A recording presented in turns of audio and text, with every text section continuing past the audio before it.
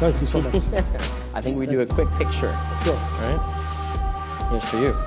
Thank you. Here you go. Thank you.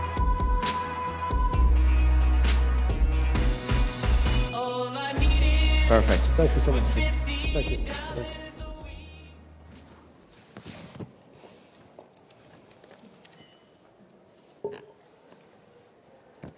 Good evening, dear Excellencies, ladies and gentlemen. I'm honored to be here this afternoon at this Concordian Annual Summit. I'm also honored to receive Concordian prestigious Leadership Award for 2019. mudanayaal iyo marwooyin waxaa sharaf ii ah galabta inaan idinla joogo shirweynaha sanadlaha ah ee Concordia. waxaa sidoo kale sharaf ii ah inaan gudoobo abaalmarinta hogaamineed ee Concordia sanadkan 2019. waxaan si gaar ah hogaanka Concordia uga mahad celinayaa inay aqoonsadeen dadaalka joogtada ah ee madaxda Geeska Afrika ugu jiraan sidii gobolka nabad loogu soo dabaali lahaa. khilaafka iyo dagaalku waxay siyaabo kala duwan u siyaadiyeen saboolnimada ka jirta gobolka, sida inay dhaawac weyn u geysteen kaabayaasha dhaqaale, hay'adaha iyo wax soo saarka, burburinta hantida, qoqobka iyo kala daadashada mujtamaca iyo shabakadaha bulsho, barakac qasab ah iyo shaqo la'aan iyo sicir barar joogto ah. waxaa intaasi dheer khayraadka oo yar oo ay weheliso koror dadweyne oo xawli ah. saboolnimada iyo horumar la'aanta ayaa sidoo kale ah qodobada qaybta ka qaata xasilooni la'aanta gobolka. nabaddu waxa ay lagama maarmaan u tahay in la helo kobac waara, waxaana sidoo kale ay ka turjumaysaa heshiis ama wada noolaansho bulsho, deganaan iyo barwaaqo.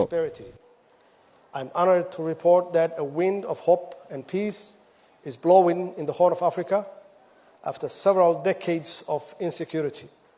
However, maintaining peace requires trust building, compromise, concession, understanding and commitment from all sides involved in the conflicts.